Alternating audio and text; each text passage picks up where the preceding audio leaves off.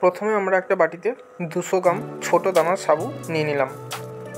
এরপর সেটাকে ভালোভাবে জল দিয়ে ধুয়ে নিতে হবে, কারণ সাবুর মধ্যে কিছু অল্প ময়লা থাকে, সেগুলো ধুয়ে যাবে।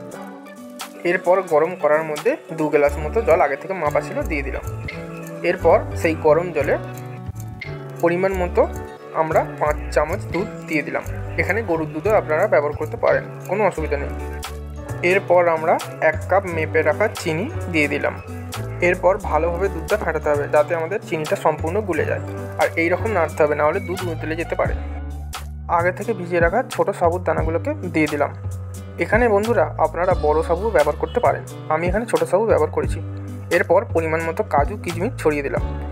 ছড়িয়ে দেওয়ার পর ভালোভাবে এটাকে নাড়তে হবে। পুরো রান্নাটাই কিন্তু মিডিয়াম ফ্লেমে হবে। ঠিক যখন কাদা কাদা হয়ে যাবে তখনই বুঝে নেবেন আমাদের সাবুর পায়েস রেডি। এইভাবে একটা বাটিতে তুলে পরিবেশন করবেন অতিথিদের, দেখবেন তাদের মন ভরে যাবে। আর দারুণ টেস্টিও। এটা স্বাদে যেমন অপূর্ব, তেমন দেখতেও কত সুন্দর লাগছে দেখুন। আর নিত্য নতুন ভিডিও পেতে গেলে চ্যানেলটা সাবস্ক্রাইব করে নিন এবং ভিডিওটা লাইক করে দিন।